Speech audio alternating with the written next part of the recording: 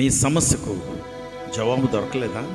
Wait minute ప్రోగ్రామ్ని వీక్షించడానికి ఆన్లైన్కి వచ్చినటువంటి మీకు యేసు ప్రభు వారి పేరిట శుభములు కలుగును గాక. దేవుని బిడ్డలారా, చాలా సమస్యలకు మనం జవాబులు వెతుకుతుంటాం. ఏం చేయాలి, ఎక్కడికి వెళ్ళాలి, ఈ సమస్యను ఎలా పరిష్కరించాలి? ఉప్పెన లాంటి సమస్యలు, అసలు తట్టుకోలేనటువంటి, బుర్ర పంచేయలేనటువంటి ఇబ్బందులు, సమస్యలు, ఏం చెయ్యాలో తెలియదు. అలాంటి ఒక రోజు ఒక సమస్య యేసు ప్రభు వారు ఎదుర్కొన్నారు.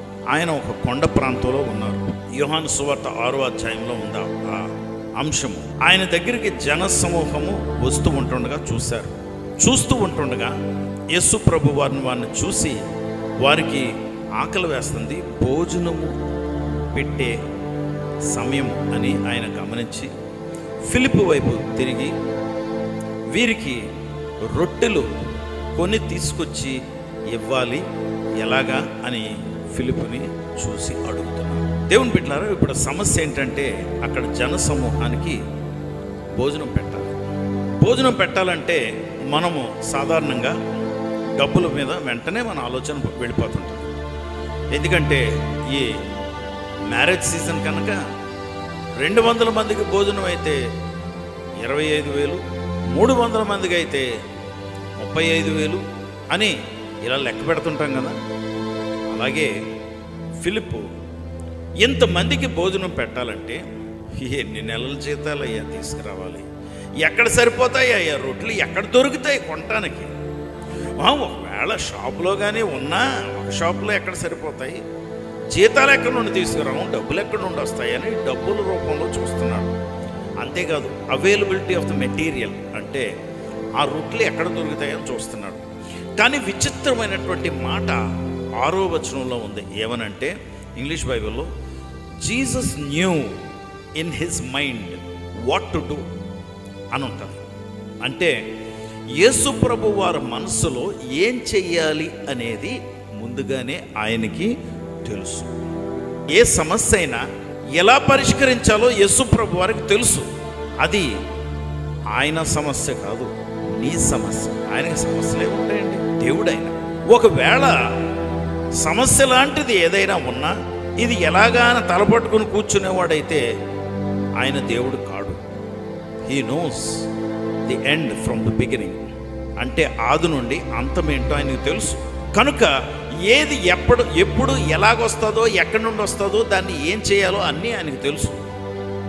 సర్వంతర్యామి, సర్వజ్ఞాని.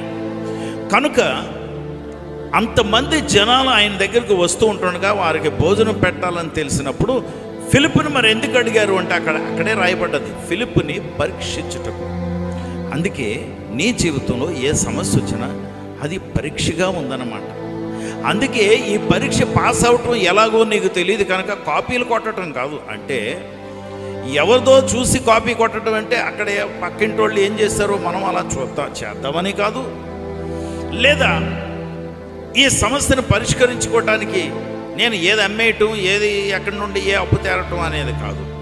నీకు పరీక్షగా వచ్చినటువంటి ఈ సమస్య యేసు ప్రభు వారి దగ్గరికి తీసుకువెళ్ళాలి. ఎందుకంటే సమస్య రాకముందు అది ఎలా పరిష్కరించాలో ప్రభు అయినటువంటి నా యేసుకు తెలుసు. అందుకే ప్రవచనాత్మకంగా కొన్ని మాటలు చెప్తారు, నీకు ఇలా చెయ్యి అని చెప్పినప్పుడు ఎందుకు ఇలా చేయమంటున్నారు, నేను అంతా బాగానే ఉంది కదా అని మనం అనుకుంటాం.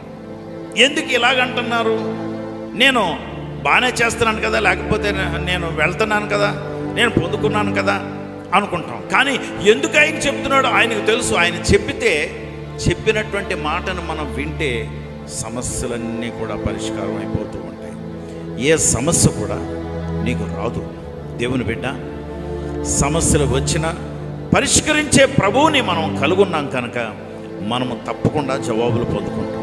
చాలాసార్లు సమస్య వచ్చిన తర్వాత లోబోదిగో బాబోయ్ ప్రభు చచ్చిపోతున్నాను, మునిగిపోతున్నాను అంటాం మనం. నిజమే, కొంతమంది నావలో 11 మంది శిష్యులు ఉన్నట్లు ఎందుకు వచ్చిన గొడవ, మనకి సమస్య రాకుండా ముందే మనము మన ఆశలన్నీ అదుపులో పెట్టుకుంటే చాలు కదా అని మనం అనుకుంటాం. కానీ నా దేవుడు ఎంత విశాలమైనటువంటి ఆలోచనలు, ఎంత విశాలమైనటువంటి తలంపులు, ఎంత విశాలమైనటువంటి ఆయన ఆశీర్వాదాలు ఆ స్థాయిలో నేను పొందుకోవాలని నాకు ఆశ. That is the hope. ఆ నిరీక్షణతో బ్రతుకుతున్నాను కనుక నీటిలో మునిగే పరిస్థితులు వస్తాయి. కానీ 11 మంది ఎక్కడేసిన గొంగలు అక్కడే ఐలేసా ఓ ఐలేసా అని అక్కడే కూర్చున్నారు. పేతురు నావన వదిలాడు, వెళ్ళాడు, నడిచాడు, మునిగాడు, మరలా యేసు ప్రభు వారు చేయి పట్టుకుని పైకి లేచిపోయాడు. అతను అనుభవమే వేరే, అతను నాయకత్వమే వేరే, అతను ఆశీర్వదించబడిన విధానమే వేరే. 11 మంది అక్కడే ఉన్నారు. కానీ ఒక పేతురు మాత్రం రిస్క్ తీసుకున్నాడు, విశ్వాసాన్ని వ్యక్తపరచడం నేర్చుకున్నాడు. అందుకే ఆది సంఘానికి ఒక నాయకుడైపోయాడు. My god knows how to solve all your problems. నా యేసు ప్రభు వారికి నీ సమస్యలు అన్నీ కూడా పరిష్కరించడం ఆయనకు తెలుసు. ఆయన దగ్గరికి వద్దామా? నీ సమస్య చాలా పెద్ద సమస్యగా ఉందా? సతమతం అయిపోతున్నావా? ఏం చేయాలో నీకు అర్థం కావటం లేదా? అది ఏ సమస్య అయినా నా ప్రభు నీకు ఆలోచనలు పుట్టించునుగాక.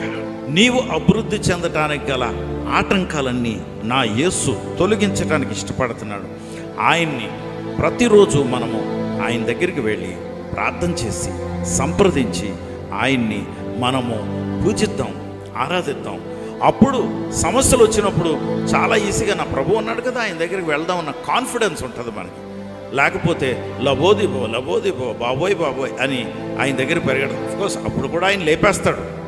కానీ మనము ఆయనతో కల్టివేట్ చేసుకోవాలండి. ఆ సంబంధం మనము ఏర్పరచుకుని దాన్ని అభివృద్ధి చేసుకుంటూ ఉండాలి. ఆ సంబంధాన్ని వెళ్దామా ఆయన దగ్గరికి? ఈరోజు వద్దామా? రండి ప్రార్థన చేద్దాం. పరిశుద్ధుడా ప్రభా, నీకు వందనాలు, స్తోత్రాలు. సమస్యలను పరిష్కరించగలిగిన దేవుడివి ప్రభా. ఆది నుండి ఆ సమస్యని ఎలాగ నువ్వు పరిష్కరించాలో నీకు తెలుసు. అయితే ఫిలిప్పుకి ఎదుర్కొన్నటువంటి సమస్య ఎలాగైతే ఫిలిప్పు దాన్ని పరిష్కరిస్తాడో పరీక్షించారట, అలాగే మాకు కూడా ఎన్నో పరీక్షలు జీవితంలో వస్తున్నాయి, మీకు తెలుసు. వాటి నుండి మమ్మల్ని తప్పించడమే కాదు, జవాబులిచ్చి వాటిలోంచి మమ్మల్ని నడిపించగలిగిన సమర్థుడు నువ్వు ఒక్కడివే. అందుకే మా చేతులు నీ చేతుల్లో తీసుకుని నడిపించమని అడుగుతూ నీ నామానికి వందనాలు చెల్లిస్తూ యేసు నామంలో ప్రార్థించి వేడుకొంచున్నాం తండ్రి.